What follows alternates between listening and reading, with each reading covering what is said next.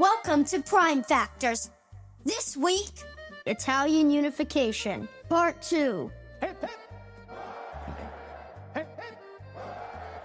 Hip, hip. Hello and welcome back to Prime Factors. I'm Abram and I'm here with my dad. We usually review all the British Prime Ministers from Robert Walpole to Keir Starmer, but I asked my dad for a special episode, and he made one. Everyone clap for my dad. Say Team Joe if you're on Team Joe, and Team Abram if you're on me, or Team Special Guest if you're on Marco's team. After our last episode on Camillo Benzo, the Count of Cavour, Abram asked if we could continue the story of Italian unification, and to help us with that, we have a special guest host. Marco, can you please introduce yourself? Such a pleasure to be here. Abram and Joe, you are a fantastic couple. Yes, who I am. I mean, I'm Marco Cappelli. I am the host of Storia d'Italia. It's a podcast about the history of Italy, obviously, in Italian. Yeah. So if you speak Italian or you want to learn Italian, there you go. You can go and search for Storia d'Italia. I have a daunting task because I started with Constantine, and I'm going always forward, and after 200 episodes I am about to do Charlemagne, so there's still quite a bit to cover until I get to modern times. Abram, Constantine to Charlemagne. Do you know I don't know which Constantine he's talking about, but I know Charlemagne's like 800. Very good. I mean, you are so good. Very good. He was crowned on Christmas Day, 800. And Constantine, I'm talking about Constantine the First, Constantine the Great. So you know all those emperors. That's like the 100s, 200s, that area, right? Yeah, he became emperor in the 300s. So Okay. So You've made it 500 years. yes. When Abram and I started this podcast, right, it was always about him and I learning history together. And honestly, this has been a really fun tangent. I knew nothing about Italian history other than the basics before starting this, and there's been a lot of research getting to this point. But it's sorry so for fun. that. Sorry for that. Did it surprise you? Is there anything that surprised both of you, like something about the Italian history you covered? Cavour died at like 50. He looks so old in the pictures. He looks like he's in his 60s or almost 70, but he's in his like 40s. Yeah, I know. People looked older back then. They smoked. Yeah, probably. I got to say, as I went through Italian history, we, of course, in the modern day, think of Italy very much as a monolithic entity, right? So to really go back and understand and experience a little bit of the history of a divided peninsula, obviously this whole series is about uniting the peninsula, but like I had no idea just how divided and for how long it was. Yeah. Most of our history, actually, Italy is younger than the United States as a country. So, Yeah, by a lot. by a lot, indeed. The U.S. was 1770s. Italy was 1870s. Yeah, that's true. So last time around, I focused on Cavour, and Marco, you've listened to the episode, I hope, Yes. so that you know. But this time we'll be focusing on who? No one in particular? No one in particular. So last time I tried to just cover the things that were important to Cavour's story, but that meant I missed some stuff that would make the... Wait, are we going to do San Marino this time? We'll mention San Marino, I promise. Anyway, anybody that's listening to this podcast for the first time, I do recommend going back to the Cavour episode.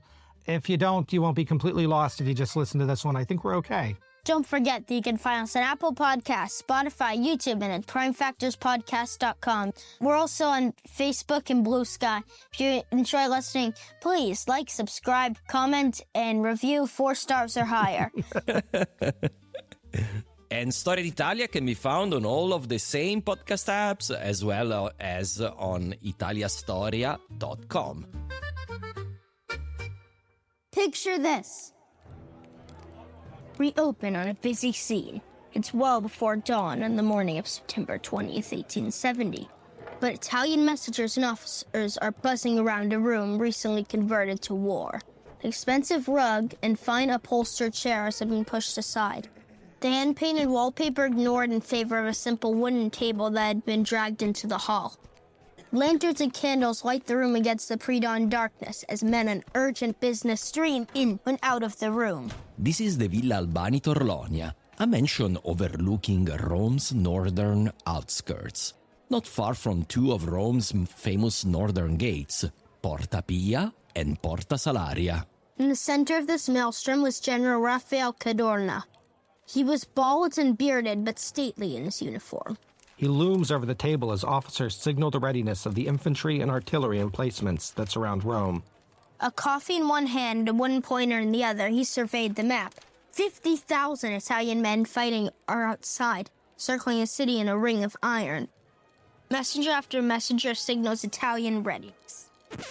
If I can interrupt, Raffaele Cadorna was the father of Luigi Cadorna, and I know there's a lot of fan of Luigi Cadorna.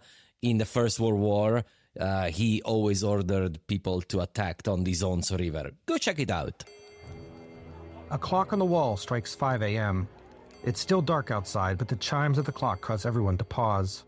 Cadorna takes a deep breath and closes his eyes as if in prayer. Our view pulls away from the war room and snaps outside. Beyond the dimly lit villa gardens and hedges and surrounded by makeshift defenses, a battery of cannoneers takes action. They are the 5th Battery of the 9th Artillery Regiment of the Italian Army led by Luigi Pelù. He's a future prime minister. Ahead of them, across the fields, are the outermost walls of Rome, the Aurelian walls. It's too dark to see them, but the red and gray brick walls are only a few football fields ahead. These walls, completed in the 270s AD, had protected Rome against invaders and barbarians for centuries. True, Emperor Aurelian had never considered cannon fire, but equally true, he could not have imagined this army of Italy laying siege to their once and future capital. A cry shouts out, "Fuoco!" And the cannon roars, followed by a crash as its projectile slams against the walls. Gunfire erupts in the distance. Papal sharpshooters rain fire on the now revealed artillery as the gunners dive for cover. Italian infantrymen return fire but hold position so as to stay out of the way of the cannon fire. Roar after roar, explosion after explosion sounds out as other cannons up and down the line and in other nearby emplacement fire into Rome. On the other side of the walls, church bells rang, signaling to everyone that remained in the city to take cover, as if the explosions themselves are not enough of a message. The sun rises over a city at war, revealing an ancient wall that was pockmarked but still standing. The papal artillery returned barrages from behind the wall, but steady Italian fire prevented them from sighting properly. The roar continues for 4 long hours, explosion after explosion, until the old walls groan as ancient bricks and mortar collapse. As the smoke clears, the word seems to pause. A jagged hole, nearly 100 feet across, was torn into the once impregnable walls. A cry rings out and a bugle call. The artillery poses their barrage as the elite Italian infantry, the bersaglieri, charge out of their defensive positions and towards the hole in the wall. Someone unaccustomed to their ferocity might find the bersaglieri comical, with their wide-brimmed hats festooned by long black feathers. Seem like troops out of a fairy tale and not in cratered fields of the 19th century battlefields. We watched as they covered the ground in minutes, carefully but quickly picking their way around the artillery craters and weaving to avoid fire. They aren't alone long. As the bersaglieri mounted the breach, they were met by papal zouaves, young volunteers that had pledged their lives to defend the Papal States and Pope Pius IX. They were brave, and they fought well defending the whole, but they were outnumbered by the more experienced Italian troops. Within minutes, they fell away as the Italian forces streamed deeper and deeper into the city. It was hardly more than an hour later when a white flag was raised over St. Peter's Basilica. Rome and the Pope had surrendered. They will sign the capitulation in Villa Albani, in that very same room where Cadorna laid his plans. The battle had lasted less than 6 hours. The age of the popes as temporal rulers was over, and the long struggle for Italian unification, the Risorgimento, was finally complete.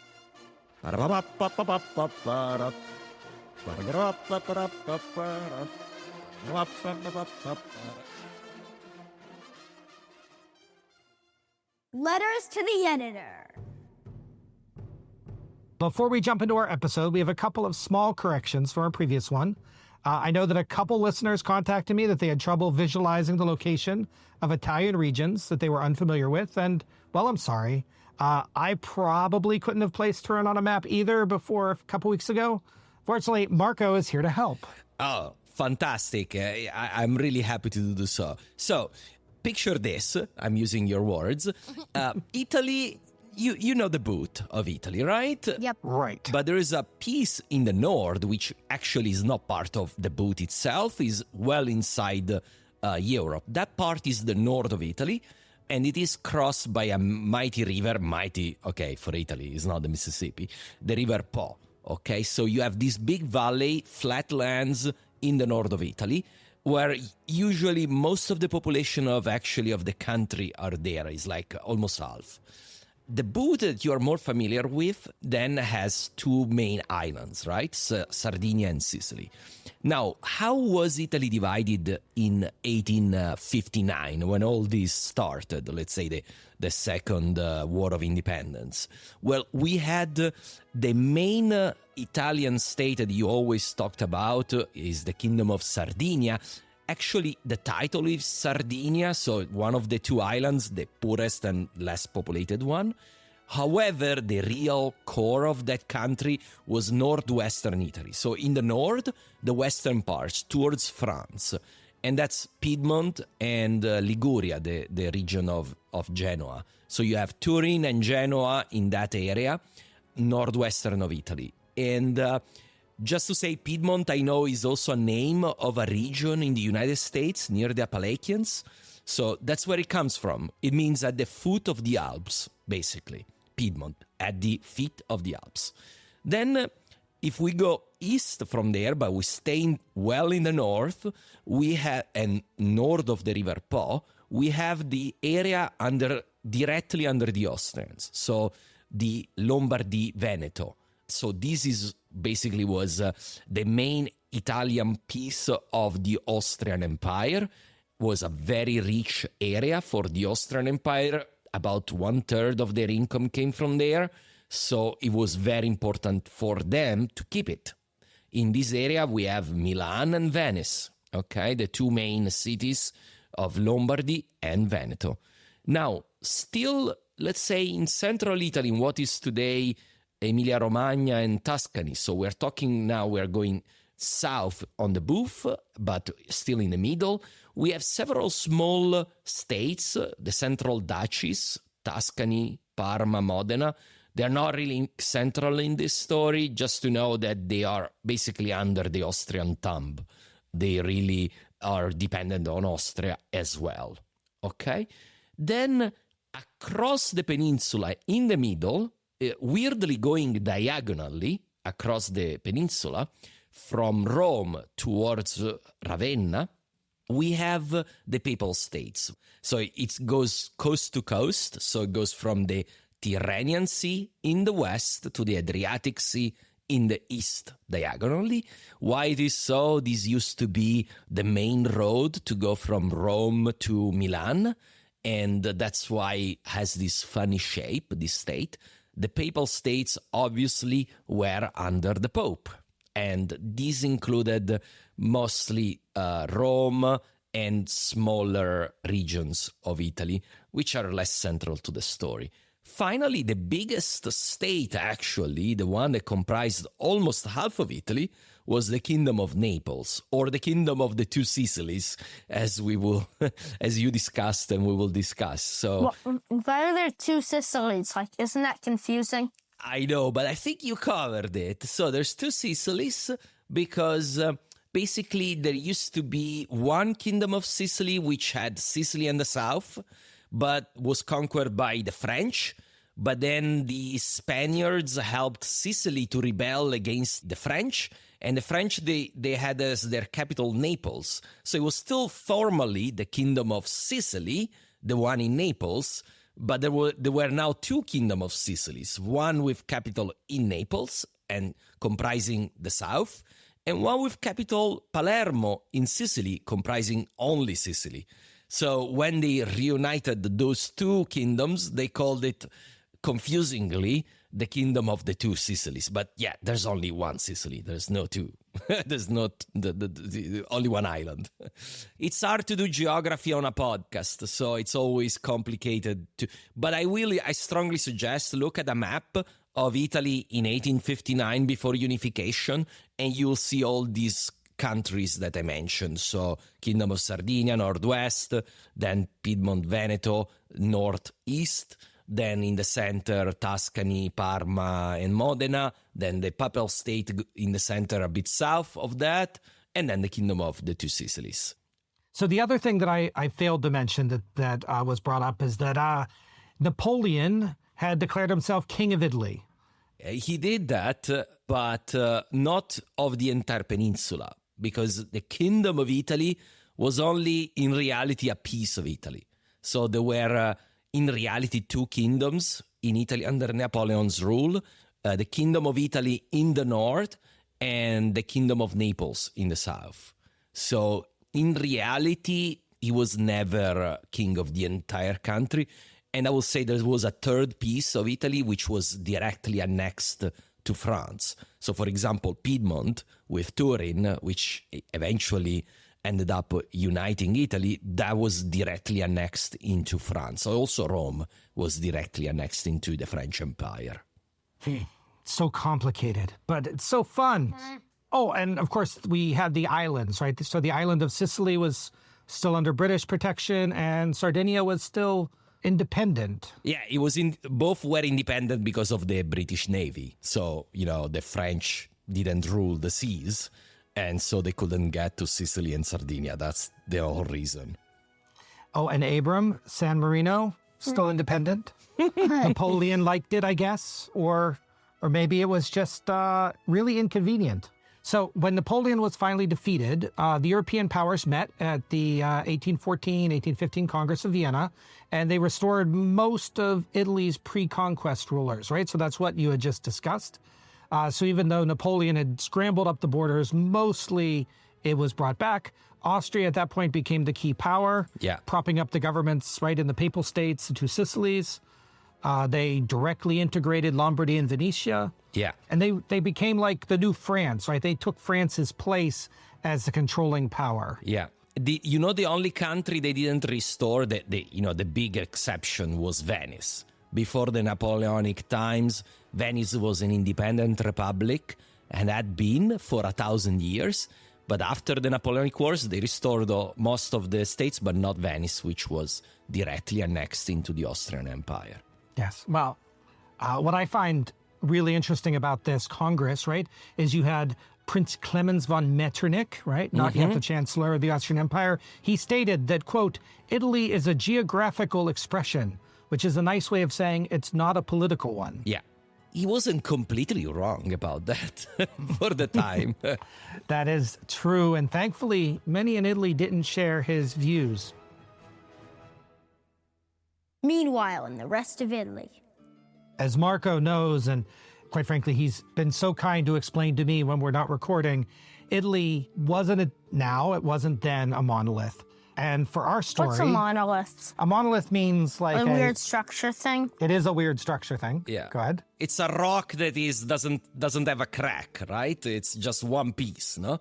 So Italy wasn't one piece. It's lots of pieces. It was stone. It's the Stone Age. It's the story. I think, Abram, the point was that the culture of southern Italy was very different than the culture of northern Italy. The South was more rural. It had less transportation, less education. Then why would anyone live there? Well, because you need farms. You need farms. Good enough. Yeah, no, it has been populated since the dawn of time. And it didn't used to be always the poorest part of Italy. There were times in Italian history where it was actually the richest part. In early Roman time, it was the richest part. And it was probably the richest part also in some parts of the Middle Ages. But after, the like 1300s or so, around there, it stopped and started to be like... Yeah, and I will say sometimes the industrial age has increased the differences. So yes, it's true, it was poorer and more rural, but in reality, all Italy was poor at the time. So we're talking about differences in how poor you are. It was poor versus really poor, kind of. Exactly. So that's, you get the impression.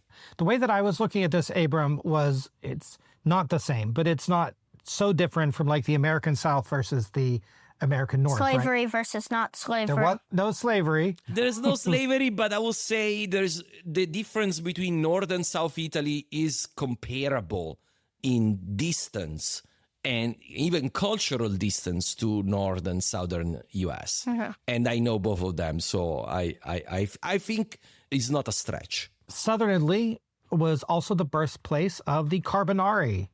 That's a secret society of Italians. I don't really understand secret societies, so Marco, maybe you could explain them? Well, it's very simple. If you have a very oppressive regime that doesn't allow you to speak freely, then you need to speak secretly. So you need to go underground and organize a revolution. These are basically revolutionary societies, not very different in kind to the Bolsheviks in the Soviet Union or any other kind of revolutionaries. I was just reading about them. You were just reading about the Bolsheviks? Yeah. Wow. Abram, you are so cool. You're the best 12 years old a father can ask for. So, yes, that's exactly right. So, I mean, the culture is very different. They're not communist. They are liberals. So they want, because at this stage, the government is very oppressive. So they want liberal reforms. There will be a time when the liberals will be in power and the more extreme communist or socialist will want to topple them. But right now is liberals against authoritarians. But Abram, the point of these societies was, of course, they were secret. They were treasonous. The Carbonari were responsible in part for the revolts in the Kingdom of the Two Sicilies that we talked about in our last episode. Yes. They were the ones that inspired copycats across Europe and in Piedmont, Sardinia. This is when the king of Sardinia was deposed in 1821, That's and his sad. successor couldn't get to Turin. And Prince Charles Albert tried to put in a constitution, but then Charles Felix threw it out. Do you remember? No. Basically, what this Carbonari wanted was to have a constitution. Imagine the US already had a constitution, but this was written and approved just a few decades earlier, right? And the US, they had, you guys had those freedoms, like to assembly, to talk, but they didn't have it in Italy or in all continental Europe, really, at this point of time. And what these Carbonari wanted was to have a constitution first, and also they wanted the unification of Italy. But then the rulers, they were ruling directly. They didn't have a constitution, so they didn't want to give a constitution to their subjects. They were treating them as subjects, not as citizens. In 1820, the Carbonari actually convinced King Ferdinand of the Two Sicilies to grant a constitution. But then King Ferdinand was brought into a special conference with his principal and his peers. And they said no constitution. No constitution. Yeah. Yes. And indeed, he allowed Austria to invade. Because you need to understand, after 1815, so after Napoleon was defeated, all the powers of continental Europe, they agreed, we do not want any constitution on this continent. No one has to be free.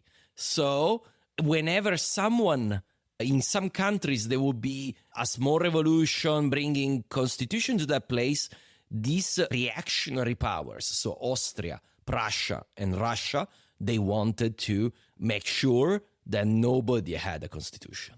Yes, constitution bad. Bad. Get rid of it at once. Throw the tuning forks. Exactly. Pitchfork and prisons, and you cannot speak. This is where we get into the next big famous name that we didn't talk about last time, that I'm sure I would get bad mail about, which was Giuseppe Mazzini. Mazzini. He was one of the Carbonari, but he was discovered, arrested in 1830, but he was allowed to go into exile. And while in exile, he started a Young Italy movement to fight for Italian independence. And, you know, when Charles Albert became the King of Sardinia, 1831... Was that the guy who turned evil? Yes, he's the guy who started off as liberal, but then those hopes were dashed. But Mazzini was the one that hoped that he would still have some of that liberal spark, and he was disappointed. And Mazzini was a radical for the time because he didn't just want a constitution. He wanted a republic, which, again, that means, imagine, these people, they didn't even want a constitution. Imagine getting rid of the king, you know, like the US had done a few decades earlier, or revolution in France. But this wasn't the Americas. This was Europe, the Yes. land where the kings are. Oh, but they knew about what happened, and also America had a king before, and they got rid of them. And then France had a king, and they got rid of it. Aren't they going through, like, a time where they aren't really sure if they have, like, a king or not? Yeah, France waffles on the I whole... would say after, like, 1780, they started to, like, do we have a king? Do we not have a king? Yeah. Do we have basically a king? Do we have a person who has a different role than a king? Do we have whatever? And that kind of ended, I would say, in, like, 1880. So from around 1780 to 1880, they were kind of like that, I think. You are perfectly right. They did add the emperors and kings up until 1870, basically, when you have the Franco-Prussian War, which we will talk about. Yay. I have in my notes here, and maybe this is an oversimplification, that Mazzini, he had a hobby, and his hobby was staging revolts. Yes, definitely. And he's going to try his first in 1833. He rose up in Sardinia, only to have the plot discovered and the leaders arrested. He was tried in exile and sentenced to death. Yeah. What? He did? No, he was in exile. They have to catch him to kill him.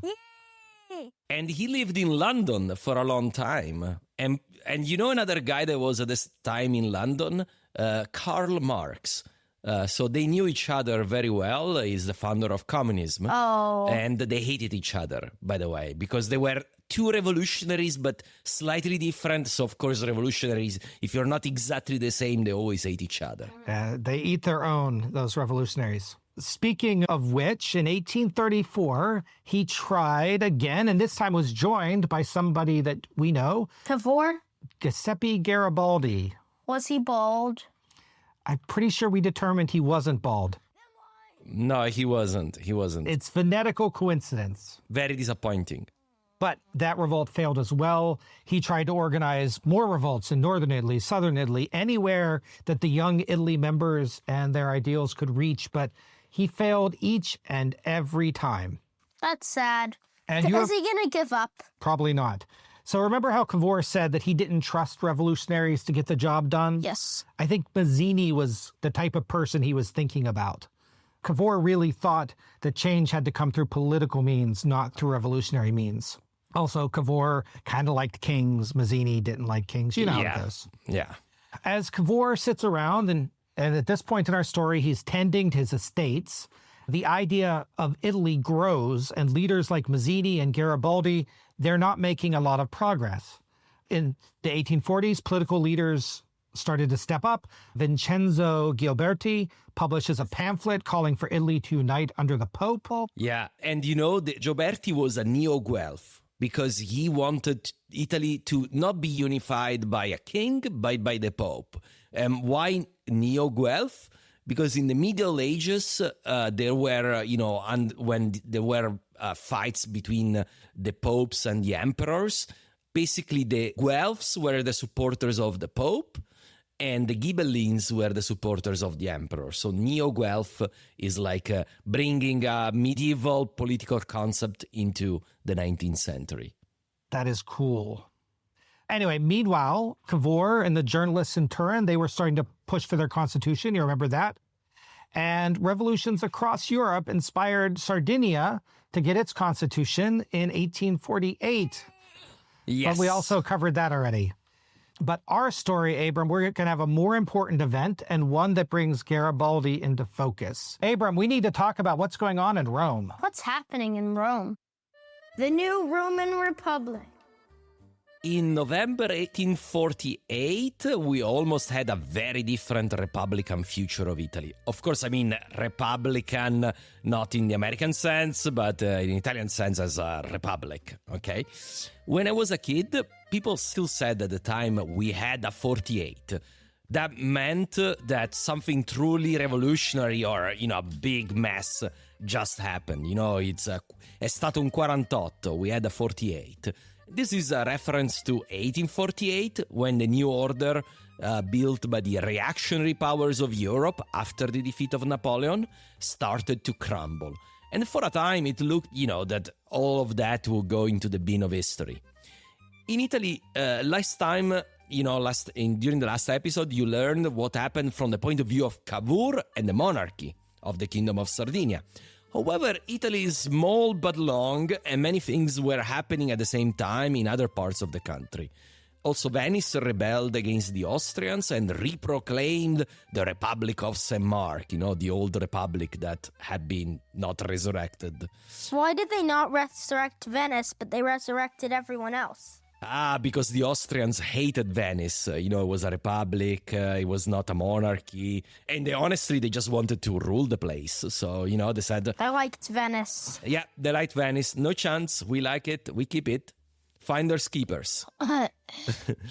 So, down in Rome, the Pope tried to govern the choppy waters by joining at first the effort to get rid of the Austrians, but then quickly backing down because he suddenly remembered that the Austrian emperor actually was a Catholic monarch, so he wasn't supposed to pick sides between two Catholic powers. Anyways, the liberals at that point became more and more frustrated with Pius IX, the Pope, and they now had some serious power because the Pope had proclaimed in March of 48 the first constitution of the Papal States, allowing for a parliament and a civilian government. Imagine, like a country ruled by the Pope, but with a parliament. That's really weird. It lasted it's weird. Yeah, it didn't lasted for a long time. Because just in November of 1848, Pellegrino Rossi, the powerful Minister of the Interior, basically the head of the police, and de facto head of the civilian government, was assassinated by revolutionaries. Very likely inspired or actually probably sent by Mazzini. So liberal mobs flooded the streets of Rome and demanded the resumption of the war against Austria and union with the other Italian states. So they wanted to to join with Piedmont and they join with all the other states that were fighting the Austrians. All these things were anathema for the papal temporal powers. So Pope Pius IX did like the French king, Louis XVI. He disguised himself as a priest and fled to the kingdom of the Two Sicilies. But unlike Louis XVI, he succeeded. Aww. Yeah, he succeeded. He ran away. So imagine when he was elected, Abram, everybody in Italy were so excited because this was like a very liberal pope. But, the history turned out to be quite different. Mm-hmm. Anyway, so Mazzini jumped on this as a chance not only to reclaim Italy's capital in the name of national unification, but, as his dream for that nation to be a republic. Elections were held in January of 49 among the entire population of the Papal States, so not just in Rome, to decide what to do next.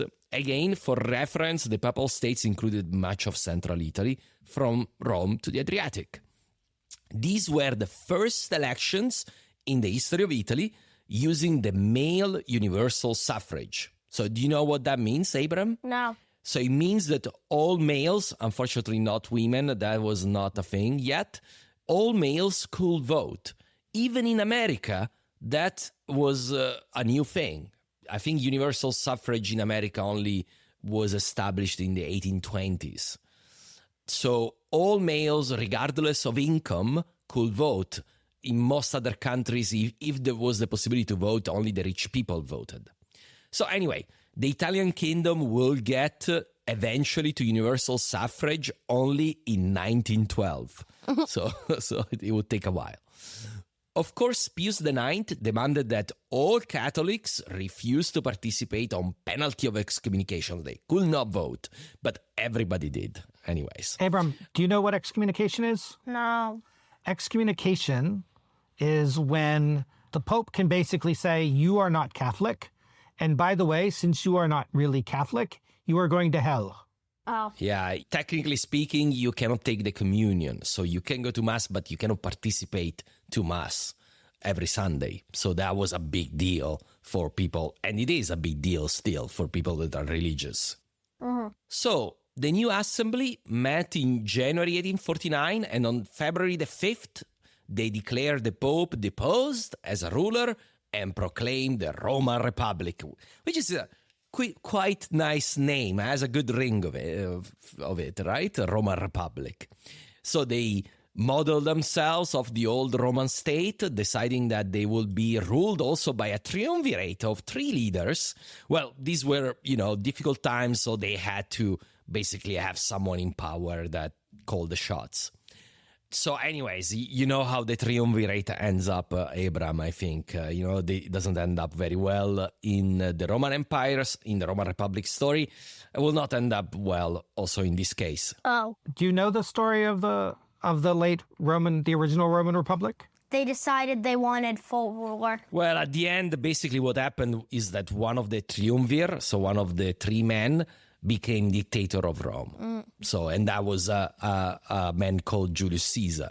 Yeah, I've heard of him. Yeah. And then he died because the senators didn't like him. And then he was killed, but then they formed a second triumvirate, and then also one of these 3 people became dictator, an emperor, is the first emperor. Yeah. Emperor Augustus. Yeah, also Caesar. Also Caesar. Yeah. Very correct. Anyways, so obviously, Europe was, the more conservative powers in Italy and Europe wouldn't allow this to stand, a republic. So France, funnily, at this time, again, France was reactionary, invades to restore the papal authority. Austria occupies the regions of Marche and Umbria. These are 2 of the regions in between, north of Rome, but in the papal states. Even Naples invaded from the south, so they were really surrounded. The case of France is particularly striking. There were lots of Catholics in France, and President Louis Napoleon felt that aiding the Pope would improve his popularity at home. Plus, France didn't want to leave Rome to the Austrians, obviously. So, Giuseppe Garibaldi was leading a group of volunteers defending the Republic, and he was able to keep the French away, but he was forced to pull his punches. Hundreds of French prisoners that he took were released by Mazzini as a gesture of goodwill towards the French Republic, which is about to turn into the Second Empire, but that's another story. Mazzini is certain that he can convince President Louis Napoleon to see things his way and consistently works to not antagonize the invader. Why wouldn't the French Republic see the Roman Republic as a natural ally? Why? In this way, however, Mazzini completely misread the situation. He doesn't realize that Louis Napoleon has imperial ambitions of his own and will shortly make himself Napoleon III. Louis Napoleon doesn't also share Mazzini's romantic view of democracy and instead sees restoring the Papal States as a way for France to gain a powerful client kingdom in the center of Italy.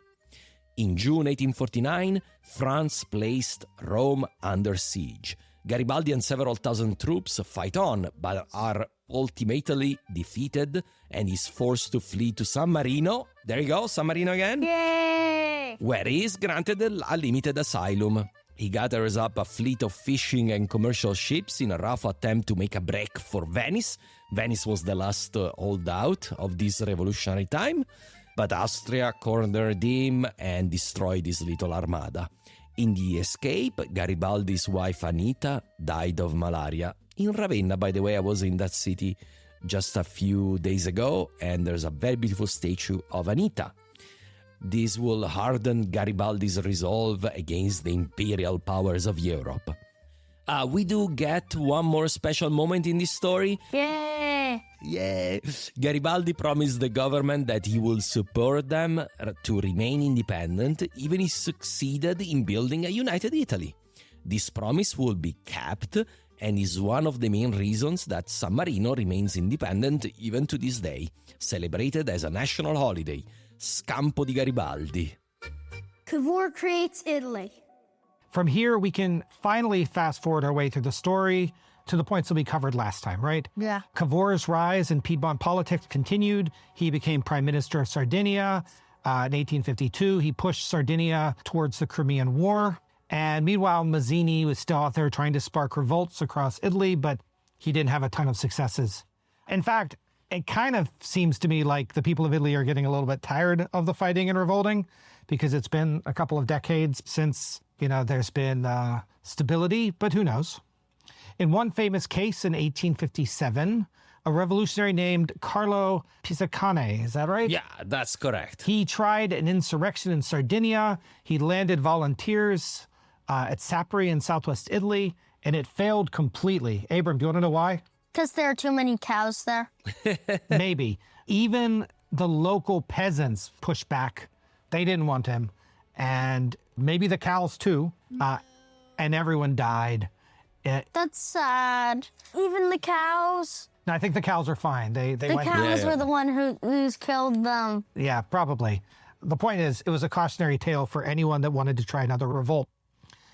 Do you remember when I told you that an Italian assassin tried to kill Napoleon III at an opera house? Did they kill him? No. No, they tried to assassinate him. How close did it get? I think it was pretty close. And by the way, this is Opéra Garnier. If you go to Paris, it's a really nice opera. We've been to Paris. I don't think we've been to the opera there. No. In any event, this attempted assassination of Napoleon III led to what I called Cavour's Uno reverse card. And he convinced France to go to war against Austria with him. And that was mostly due to his skill as a politician. But this assassin had been a former Mazzini supporter, although supposedly that attack was not one that Mazzini encouraged. From here, the story keeps going.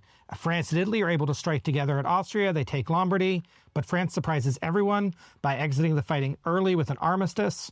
King Victor Emmanuel II refused to keep fighting, and Cavour resigned from government. Bye, Cavour. But when he came back, Cavour essentially broke a promise to France and Austria by not relinquishing the northern duchies of Parma, Modena, and Tuscany, and the former papal territory of Romagna, and then setting up votes to allow them to join Sardinia. And of course, Sardinia. when you set up votes like that, you don't arrange them to lose. Yeah, no. These were plebiscites. Basically, the only option was to join. And basically here we are talking about all those small states between the papal states and the kingdom of Piedmont, Sardinia, which meanwhile had also acquired Lombardy, so Milan. So at the same time, Giuseppe Garibaldi, he was still looking for ways to bring revolution to Italy. Incensed by Victor Emmanuel II's surrender of his home of Nice to France. And by the way, we did see the statue that honors the transfer of Nice to France. We were there.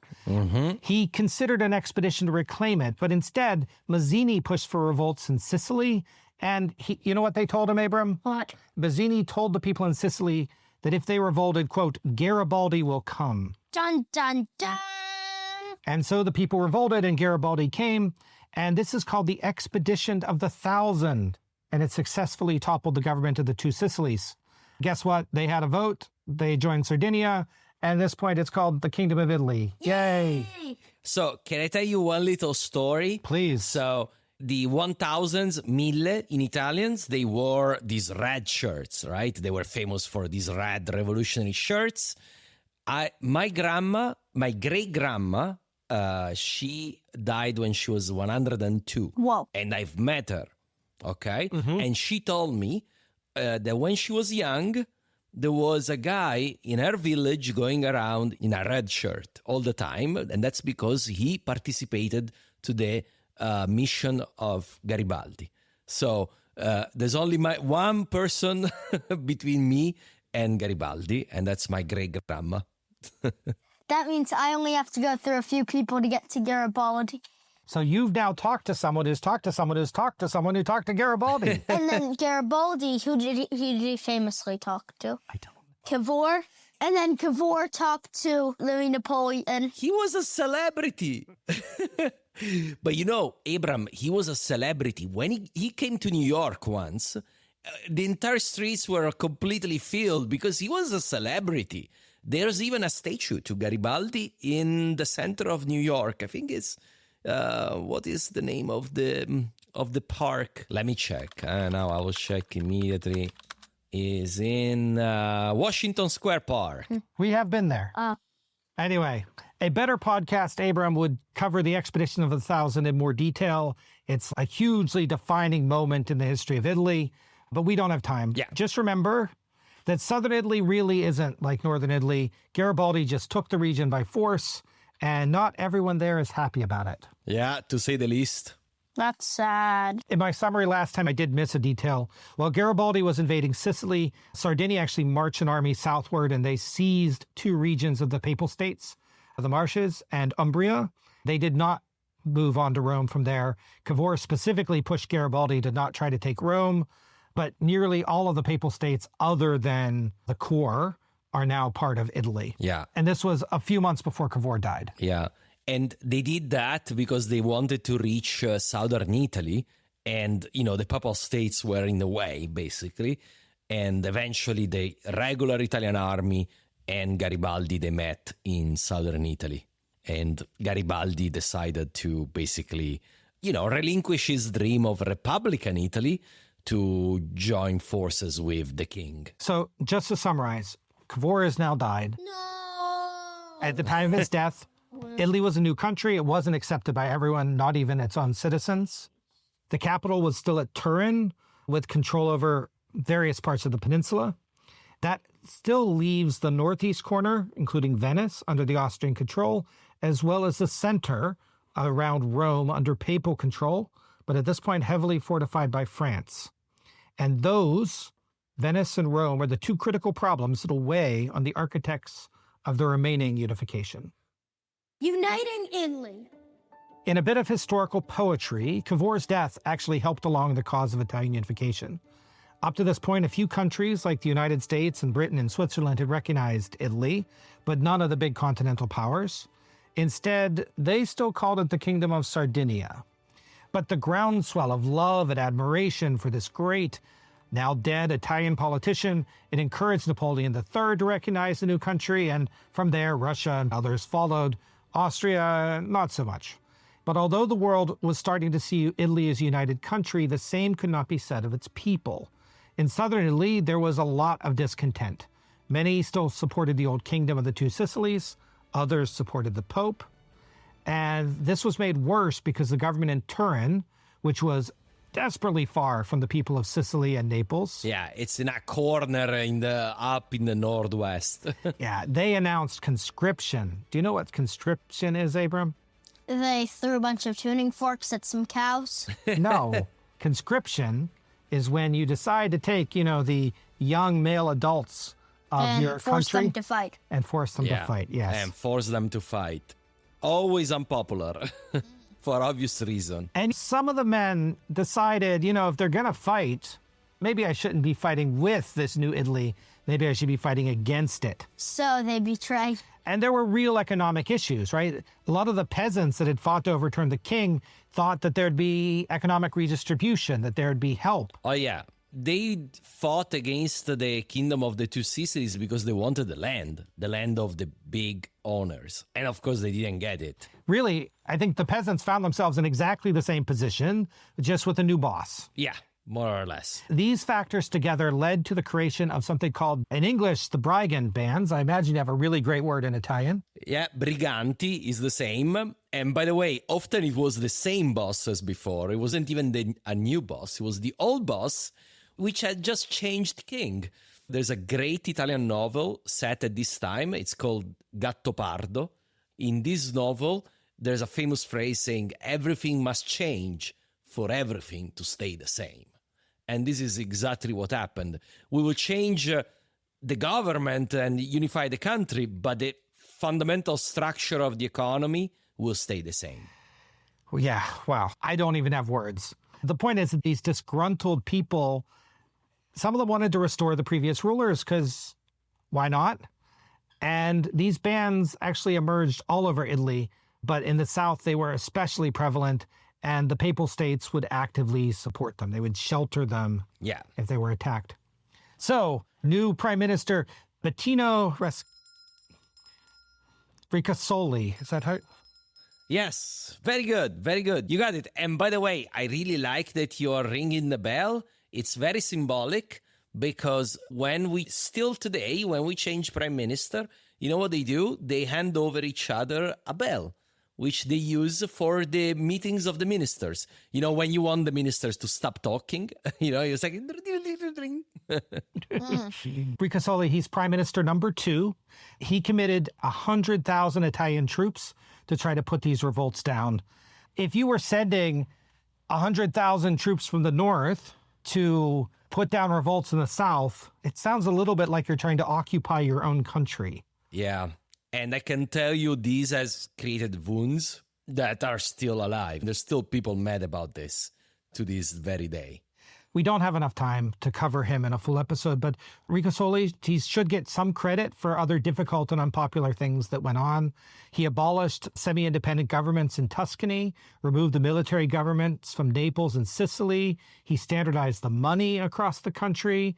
He consolidated the debts, and he even decided that everyone had to switch back to the metric system, which, considering that the French were also trying to impose the metric system, probably... that's an interesting parallel. Yeah, but because it's so useful and makes so much sense, which country wouldn't have the metric system? Yeah, I mean, you'd have to be a moron to not use the metric system, wouldn't you, Abram? But yes, at the end, everybody agreed that it was a good idea. But I will say... There's a famous saying in this time of Italian history that fatta l'Italia, dobbiamo fare gli italiani. We have made Italy, now we have to make Italians. Just to explain that Italians didn't exist yet. You had to basically create a school system, unify the laws, unify everything, build railways that connected each piece of Italy. So it was a gargantuan task. These first few years were very important for that. He's an important guy, but nothing lasts forever, Abram. And in March 1862, Ricasoli and King Victor Emmanuel, they had a little disagreement over some of the priorities. Ricasoli wanted to push for Rome, while Victor Emmanuel II wanted to focus on reclaiming Venice. So what happened? Ricasoli resigned, and Urbano Retazzi became Prime Minister number 3. But even though Victor Emmanuel II wanted to focus on Venice, we went from Nice to Venice. Giuseppe Garibaldi also disagreed and was willing to disobey the king to get it, just like he had done to bring Sicily into the fold. But would Victor Emmanuel II and Retazzi support this mission that could possibly turn France against them? No way. No way. Garibaldi versus Rome, Part 2. In 1862, Rome was isolated. Aww. Almost all the Papal State territory had been lost, leaving only Rome and its immediate surroundings under the control of the Pope. Most of their military might was gone, and they held on primarily through the help of French troops that garrisoned the city. As long as these troops were there, military attack risked making France an enemy, as well as the Pope. There had been some peaceful attempts. A petition of 9,000 priests was organized to have Catholics pressure the Pope to join Italy, but that didn't work. And like he had done far too many times before, Giuseppe Garibaldi, he just raised an army of volunteers. Mazzini liked it. He supported the effort.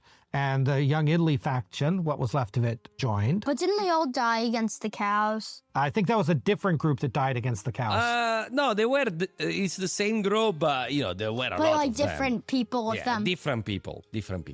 King Victor Emmanuel II and his government warned Garibaldi not to try to take Rome, but with his battle cry of Rome or death, Garibaldi was intent on taking the city by force. Yeah. Okay. So now in Italian, the saying is o Roma o morte, Rome or death. Unfortunately, this cry was used by fascists during their uprising to gain power in the 1920s. So we do not use it anymore. It's not not allowed in Italy. But there is a small city near Rome called Orte. So to make fun of fascists, sometimes we say o Roma o Orte. What is it? Instead of O Roma o Morte, they say O Roma o Orte. Why? Just to say, well, if I cannot go to Rome, I'll go to Orte, but I don't want to die for. So you would go to, so You would just go to this other place. or sitting near it. Yes. Yeah.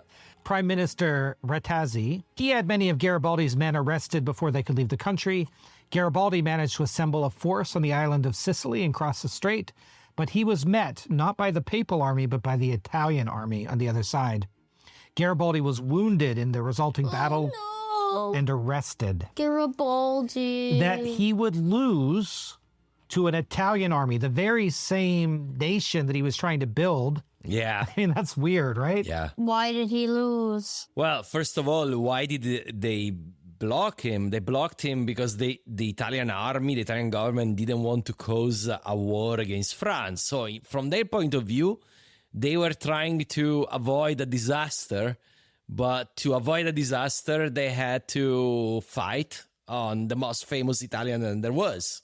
Yeah. It's a beautiful but very sad irony. Yeah. So in Italy, we even have a song for that. Every Italian knows it. It's called Garibaldi fu ferito, fu ferito. I will sing it a little bit. Garibaldi fu ferito ad una gamba. Garibaldi che comanda il battaglione.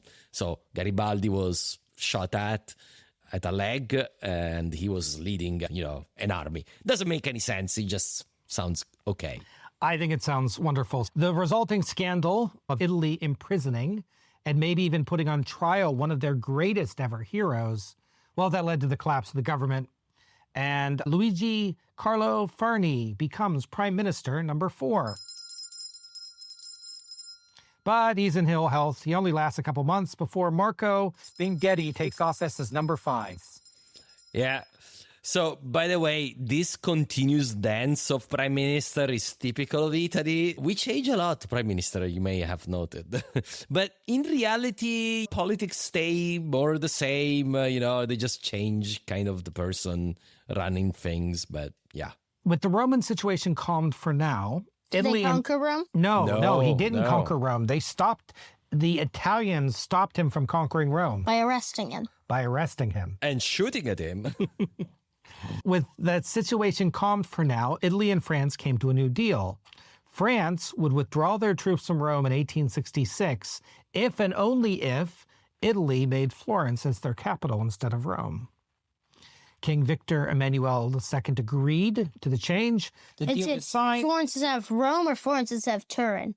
Yeah, Florence instead of Turin. So Turin was the capital until 1866, and then it became Florence. So Florence, for a short time, was the capital of Italy. What I read, and maybe it's right and maybe it's not, that this negotiation, the idea that if you made Florence into the capital now, you wouldn't try to make Rome into the capital in 2 years. That would be crazy. Yeah, exactly. That would be crazy. Like, you spend all this money to move all the ministers to Florence, and then you have to move them again to Rome. Who will do that?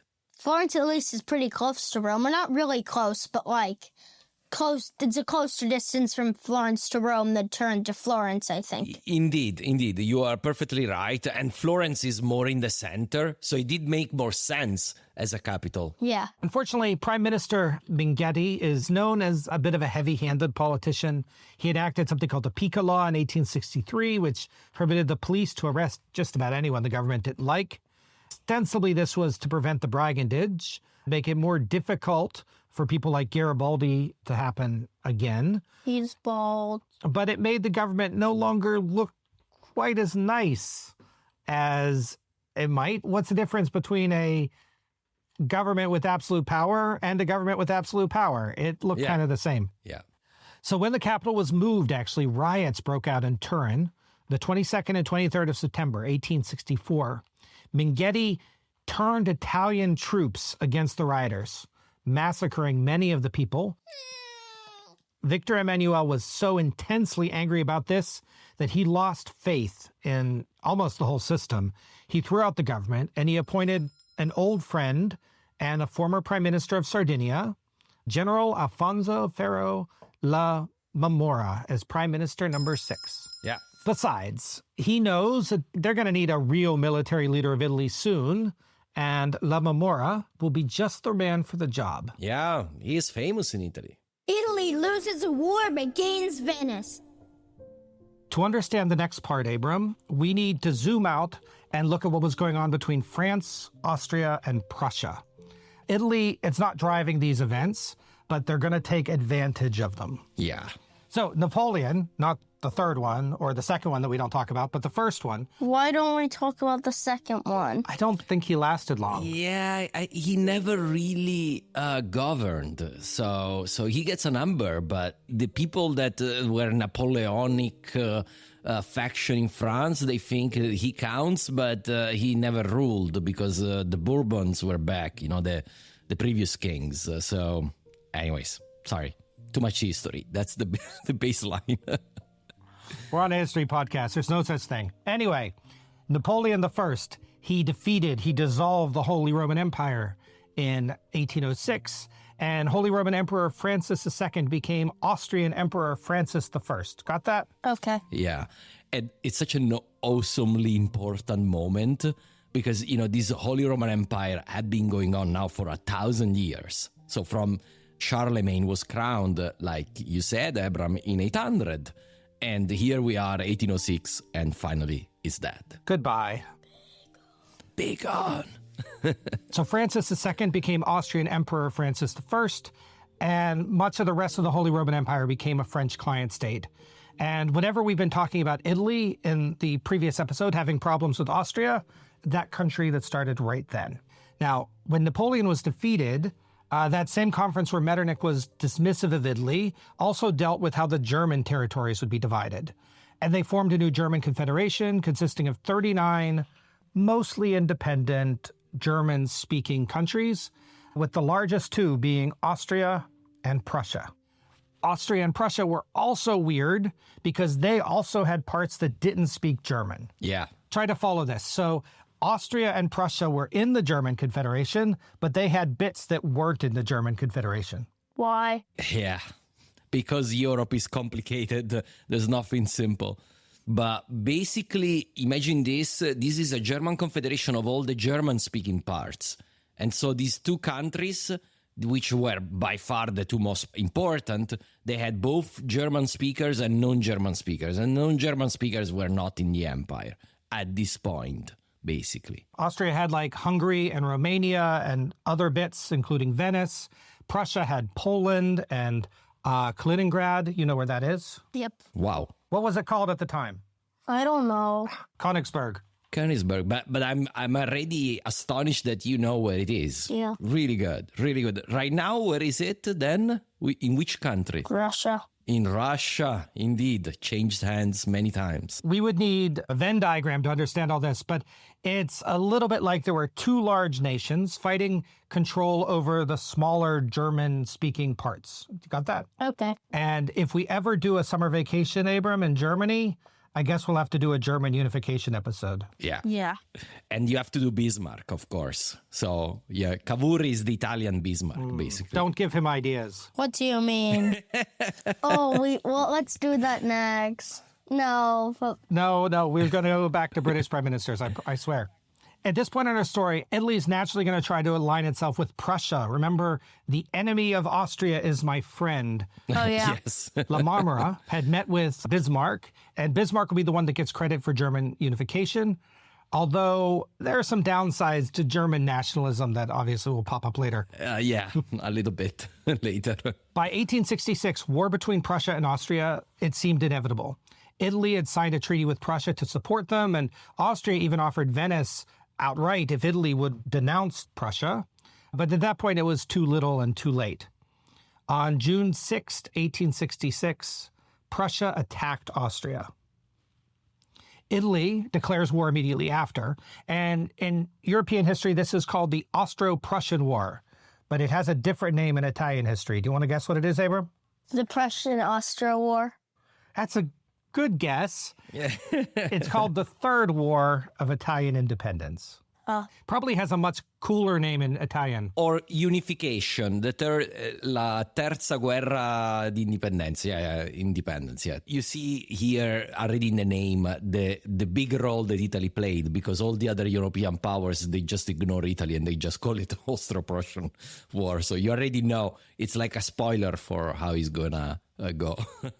Prime Minister Lamamora resigned so that he could lead the troops directly. They brought Prime Minister number 2 back as Prime Minister number 7.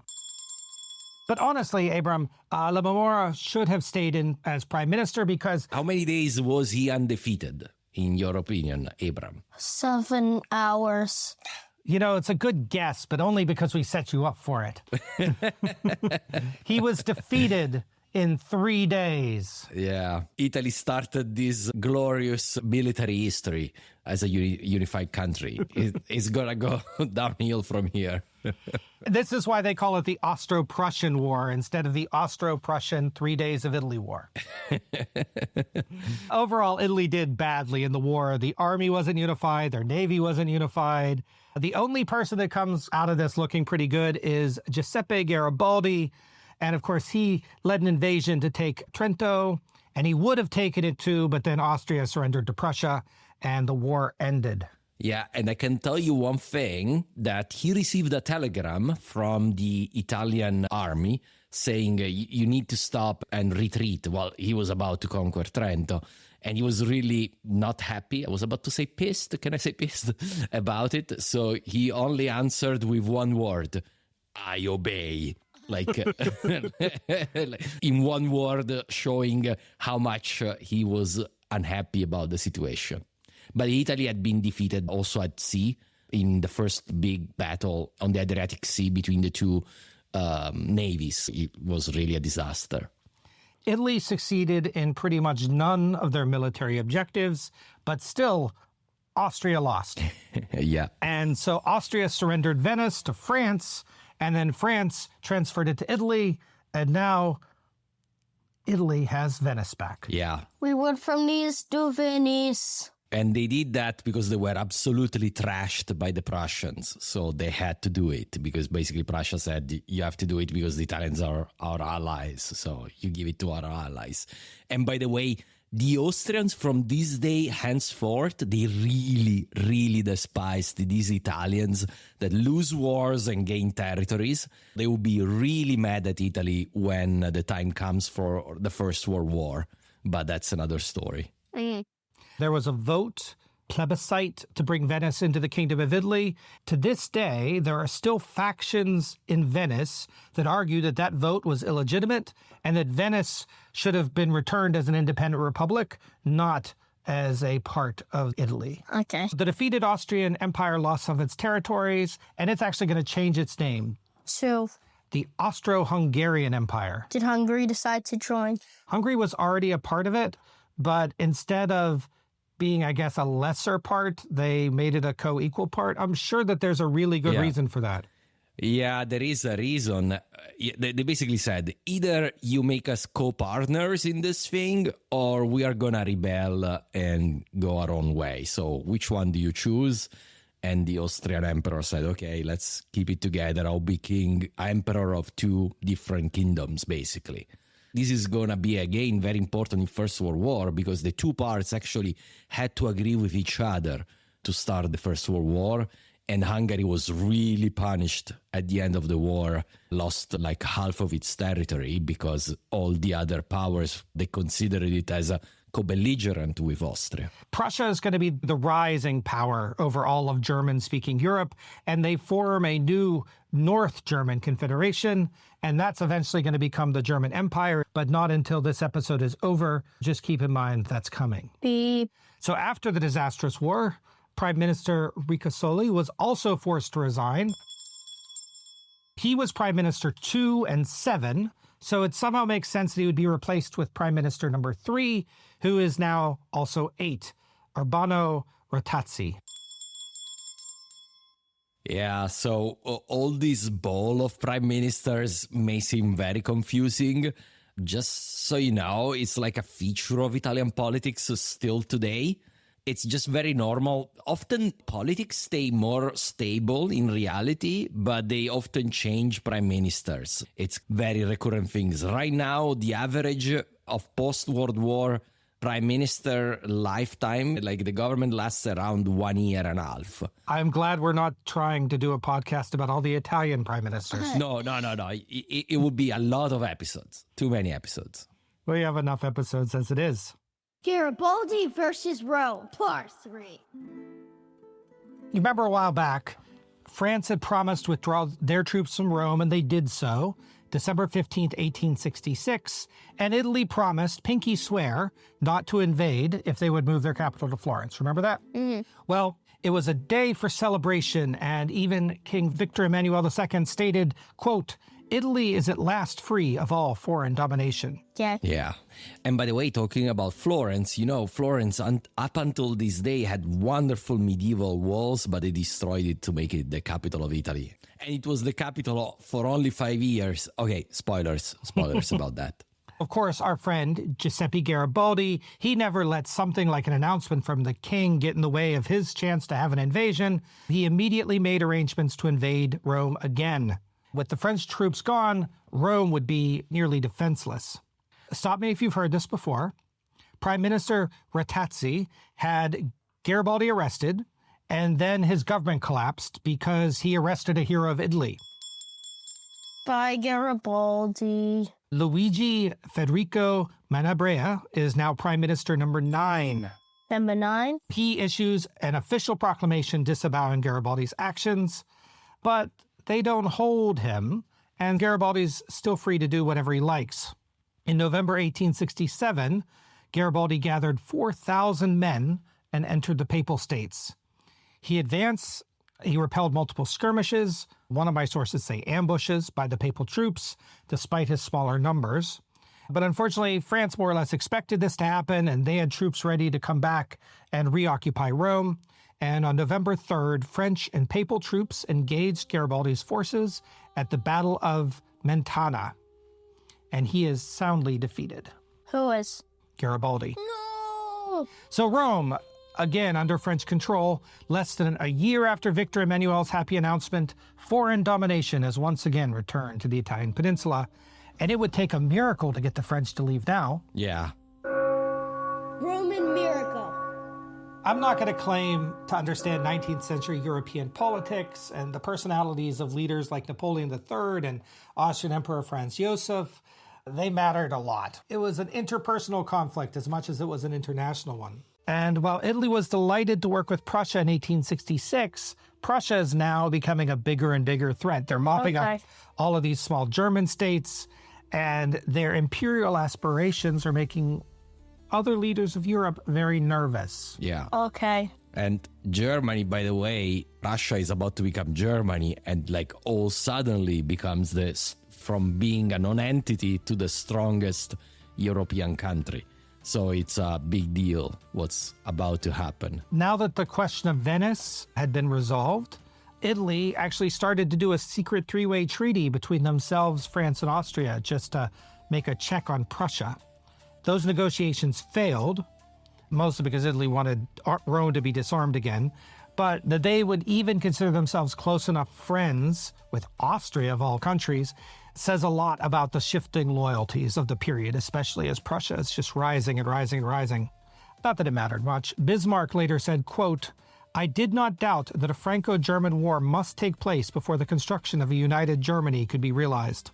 It's way too much to talk about here, but through a complex scheme that involved a mistranslated telegram, a dispute over the Spanish crown, and French citizens being propagandized and goaded into calling for blood, France declared war on Prussia. Yeah, Napoleon III, he really thought he was very intelligent and like his predecessor, Napoleon I, but he really wasn't. Despite technically being the aggressors, France was unprepared for the war. German forces were already ready, while the French military had large numbers of troops stranded in places like Algiers.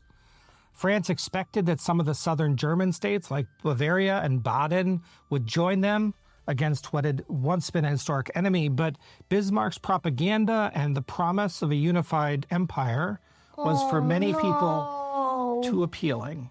Oh, no. So they declared war on France instead of with France. Who?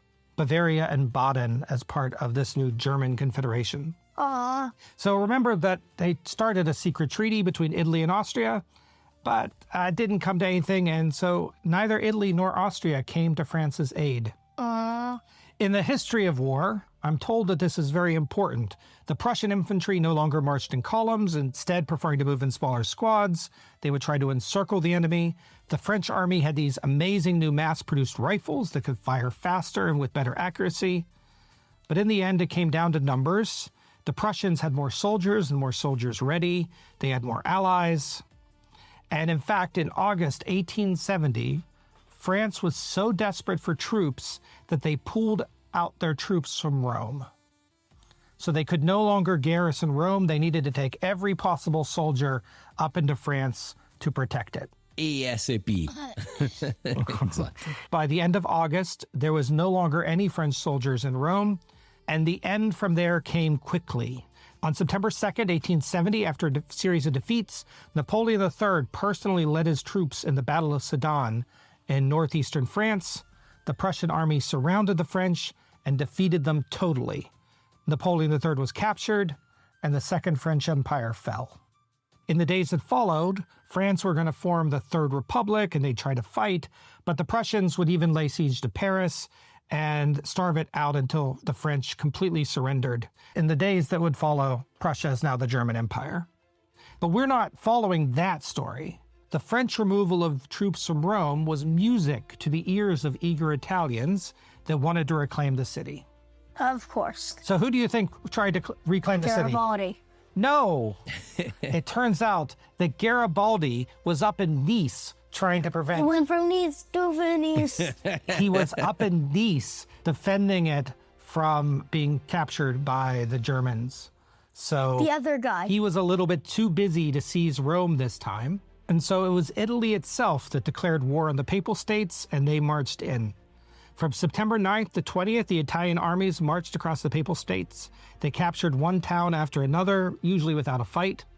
By the 19th, they'd arrived and taken up positions around Rome with both infantry and artillery. And this, Abram, is where we get back to our picture this moment. The bombardment of Rome and the final surrender of Pope Pius IX. It's not even a month later when Italy annexed Rome and declared it as their long-awaited capital. King Victor Emmanuel II had finally enacted the dream that Cavour had brought and built a unified Italy.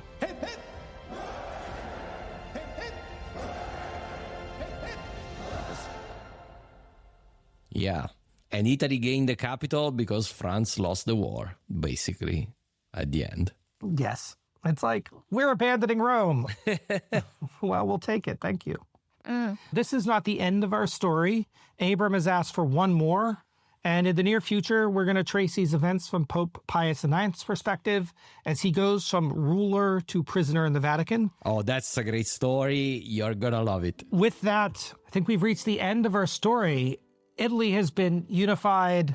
Rome is taken. Venice is taken. We went from Nice to Venice. And Marco, I just have to thank you so much for agreeing to join us and for having so much amazing commentary.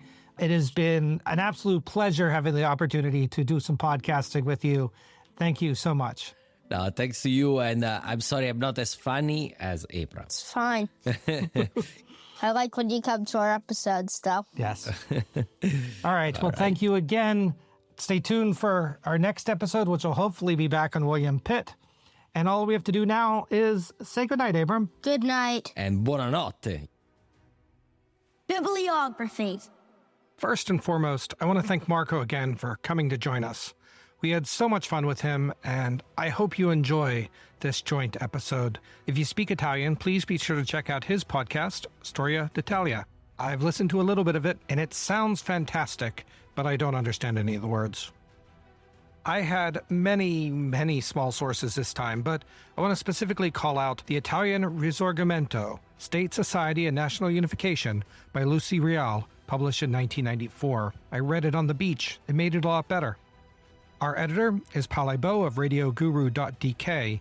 He's an amazing editor and comes highly recommended. If you like what you heard, please support our podcast by rating and reviewing in your podcast app of choice. It helps others find our podcast and is sincerely appreciated. Abram does a little dance every time we get a review or a rating, so please, if you'd like Abram to dance, that's a great way to do it. We'll be back soon with William Pitt Part 2, and then expect our Vatican City special sometime after that. See you soon. We went from Nice to Venice. Went from Nice to Venice. We stopped in Monaco, and then we went further. We went to Turin. We went to Milan. We went to Como. We went to Verona. And We went to lots of places. we went from Nice to Venice. Okay, Abram, that's enough. Can you include that as like a bonus part at the end? Please. That can be one of the hidden I'll things. mention it to Pale. Produced by RadioGuru.co.uk.